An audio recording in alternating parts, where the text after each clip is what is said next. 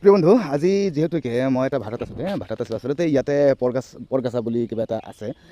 সেইটো মই আপোনালোকৰ লগত চিনাকি কৰাই দিম। চিনাকি কৰাই দি কেনে যিকোনো মানুহক কিভাৱে আপুনি নিজৰ কাষত আনিব বক কৰিব সেই সম্পৰ্কে মই এইটোৰ জৰিয়তে কেনেদৰে কামটো কৰিব সেইটো মই শিকাই দিম। যিকোনো হওক, পৰগাছা বুলি কওঁতে যিটো গছ বেলেগ কিবা এটাত আশ্ৰয় লৈ কেনে হৈ থাকে, বেলেগত আশ্ৰয় লয়, আমিতো বেলেগতে আশ্ৰয় ল'ম। আশ্ৰয় লৈ কেনে আমি কামটো হাচিল কৰিম, নহয় জানো? মানুহে বেলেগৰ ছোৱালীকো ভাল পায়, নহয় জানো? বেলেগৰ ছোৱালীকো ভাল পায়। সেইকাৰণে এইটো পৰগাছা ল'ব লাগিব দেই। পৰগাছাটো এইটো চাইছে না, পৰগাছাটো এইটো চাইছে, এইটো আপুনি ল'ব পাৰে, বা এইবোৰ পৰগাছা এইটো শিপা ল'ব পাৰে। যিকোনো এটা পৰগাছাৰ শিপা হ'লেই হ'ল ভাই, এইটোৱে কথা। আপুনি মোনামুলি ল'ব লাগিব, এই বজাৰৰ পৰা, এই কবিৰ দোকানত পোৱা যায়।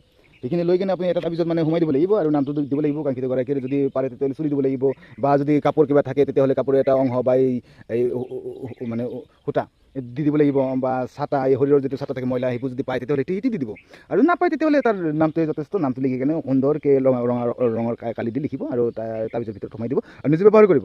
তেতিয়াহ'লে কেইদিন পিছতে কাংক্ষিত গৰাকী আপোনাৰ বশত আহিব, আপোনাৰ কথা মানিবলৈ বাধ্য থাকিব, কাৰণ ইয়াত মোনামুনি ব্যৱহাৰ কৰা হ'ব।